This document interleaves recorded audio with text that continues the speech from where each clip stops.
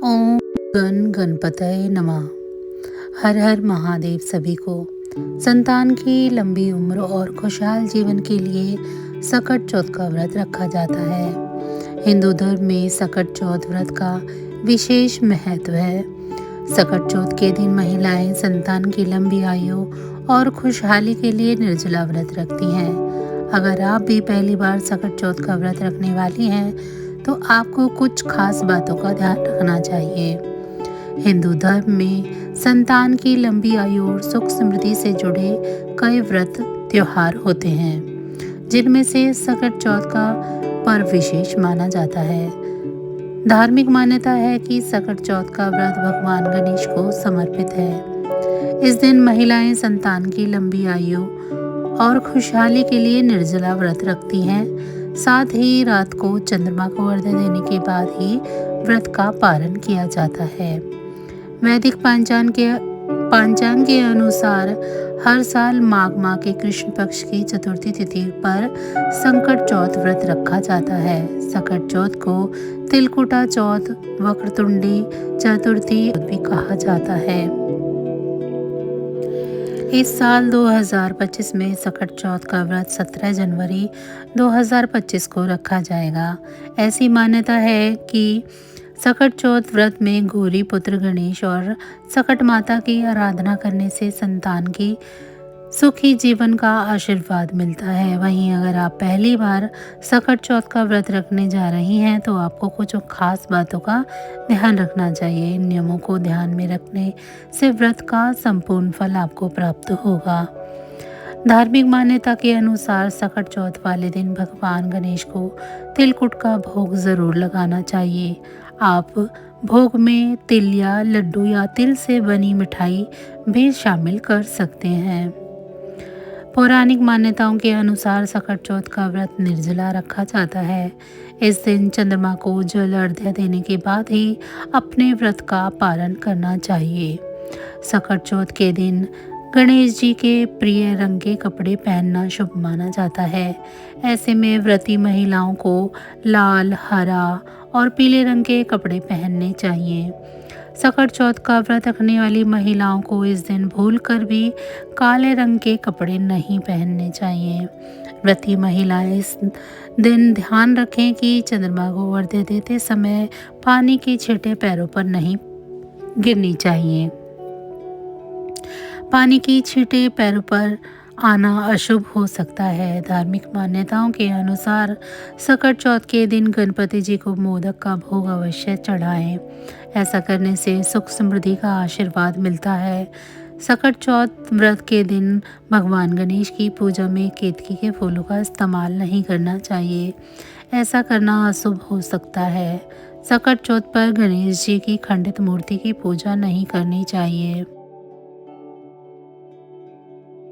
आप सकट चौथ के दिन गणेश जी की नई तस्वीर या मूर्ति लाकर भी उनकी पूजा कर सकते हैं।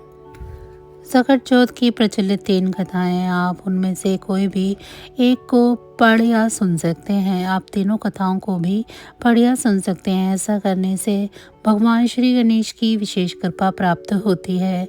चलिए अब जान लेते हैं सकट चौथ माता की कथा के बारे में। चलिए अब सकट चौथ माता की पहली कथा के बारे में जान लेते हैं। शंकर भगवान की कथा। इसके पीछे ये कहानी है कि माँ पार्वती एक बार स्नान करने गई। स्नान करके बाहर उन्होंने अपने पुत्र गणेश जी को खड़ा कर दिया और उन्हें रखवाली का आदेश देते हुए कहा कि जब तक मैं स्नान करके बाहर न आ जाऊं किसी को भीतर आने की इजाज़त मत देना। गणेश जी अपनी माँ की बात मानते हुए बाहर पहरा देने लगे। उसी समय भगवान शिव माता पार्वती से मिलने के लिए आए, लेकिन गणेश भगवान ने उन्हें दरवाजे पर ही रोककर कहा कि आप अंदर नहीं जा सकते। भगवान शिव ने इस बात से बेहद आहत और अपमानित महसूस किया। गुस्से में उन्होंने भगवान गणेश पर त्रिशूल का वार कर दिया, जिससे उनकी गर्दन दूर जा गिरी। स्नान घर के बाहर शोरगुल सुनकर माता पार्वती बाहर आई और उन्होंने देखा कि गणेश जी की गर्दन कटी हुई है। यह देखकर वो रोने लगी और उन्होंने शिव जी से कहा कि गणेश जी के प्राण वापस कर दीजिए। इस पर शिव जी ने एक हाथी का सिर लेकर गणेश जी को लगा दिया। इस तरह से गणेश भगवान को दूसरा जीवन मिला। तभी से गणेश की हाथी की तरह की सूंड होने लगी। तभी से महिलाएं बच्चों की सलामती के लिए माघ के कृष्ण पक्ष की चतुर्थी को गणेश चतुर्थी का व्रत रखने लगी।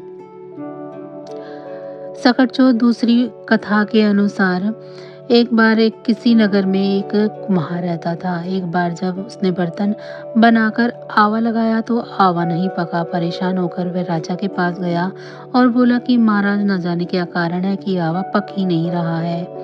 राजा ने राज पंडित को बुलाकर कारण पूछा। राज पंडित ने कहा कि हर बार आवा लगाते समय एक बच्चे की बलि देने से आवा पक जाएगा। राजा का आदेश हो गया।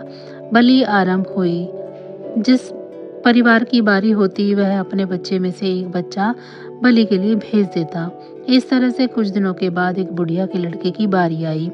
बुढ़िया का एक ही बेटा था तथा उसके जीवन का वही सहारा था, पर राजा की आज्ञा कुछ नहीं देखती। दुखी बुढ़िया सोचने लगी, मेरा एक ही बेटा है, वह भी सकट के दिन मुझसे जुदा हो जाएगा।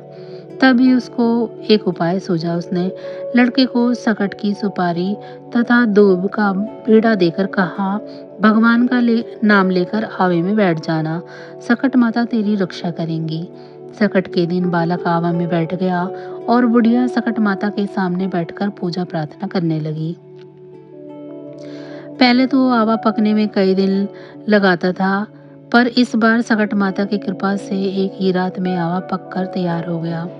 सवेरे कुमार ने देखा तो वह हैरान रह गया। आवा पक गया था और बुढ़िया का बेटा जीवित व सुरक्षित था। सकट माता की कृपा से नगर के अन्य बालक भी जी उठे। यह देख नगरवासियों ने माता सकट की महिमा स्वीकार कर ली। तब से आज तक सकट माता की पूजा और व्रत का विधान चला आ रहा है। तीसरी कथा, बुढ़िया माई की कहानी। एक बुढ़िया थी। वह बहुत ही गरीब और दृष्टिहीन थी। उसके एक बेटा और बहू थे। वह बुढ़िया सदैव गणेश जी की पूजा किया करती थी।